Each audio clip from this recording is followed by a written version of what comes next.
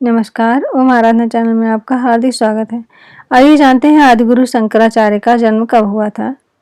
इस संबंध में भ्रम फैला हुआ है कि इतिहासकार मानते हैं कि उनका जन्म 7वीं सदी के उत्तरार्ध में हुआ था। आओ जानते हैं कि आखिर सच्चाई क्या है।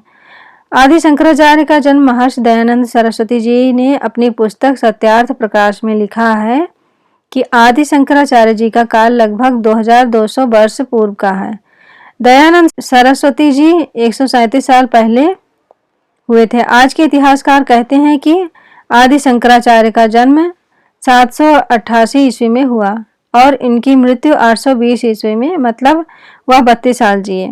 आदि शंकराचार्य ने 4 मठों की स्थापना की थी। उत्तर दिशा में उन्होंने बद्रिकाश्रम में ज्योतिर्मठ की स्थापना की थी। यह स्थापना उन्होंने 2641 से 2645 युधिष्ठिर संवत के बीच की थी। इसके बाद पश्चिम दिशा में द्वारिका में शारदा मठ की स्थापना की थी।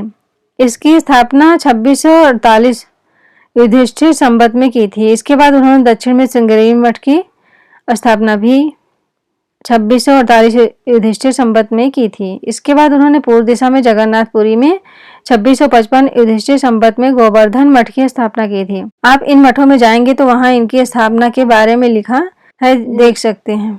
मठों में आदि शंकराचार्य से अब तक के जितने भी गुरु और उनके शिष्य हुए हैं, उनकी गुरु शिष्य परंपरा का इतिहास संरक्षित है। जो भी गुरु या गुरु का शिष्य समाज लेता था, उनकी तिथि वहां के इतिहासकार में दर्ज होती थी। फिर जो गुरु शंकराचार्य की पदवी ग्रहण करता और समाज लेता था, उसकी भी तिथि आदि दर्ज होती रही है। उक्त तिथियों को श्लोकों में लिखे जाने की परंपरा रही है, जिसे गुरु शिष्य की परंपरा के अनुसार कंठस्थ किए जाने का प्रचलन रहा है। शंकराचार्य ने पश्चिम दिशा में 2648 में जो शारदा मठ बनवाया गया था, उसके इतिहास की किताबों में एक श्लोक लिखा है। आदि शंकराचार्य के समय जैन राजा सुधन्वा थे। उनके शासनकाल में उन्होंने वैदिक धर्म का प्रचार किया। उन्होंने उस काल में जैन आचार्यों को शास्त्रार्थ के लिए आमंत्रित किया। राजा सुधन्वा ने बाद में वैदिक धर्म अपना लिया था। राजा सुधन्वा का ताम्रपत्र आज उपलब्ध है। यह ताम्रपत्र आदि शंकराचार्य की मृत्यु के 1 महीने पहले लिखा गया था। शंकराचार्य के सहपाठी चित्त सुखाचार्य थे। उन्होंने एक पुस्तक लिखी थी जिसका नाम है बृहद शंकर विजय।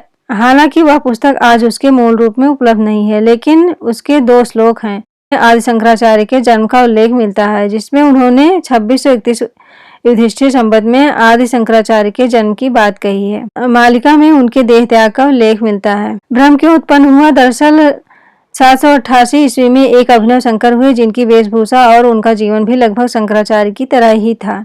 वह भी मठ के ही आचार्य थे। उन्होंने चिदंबरम वासी श्री विश्व जी के घर जन्म लिया था।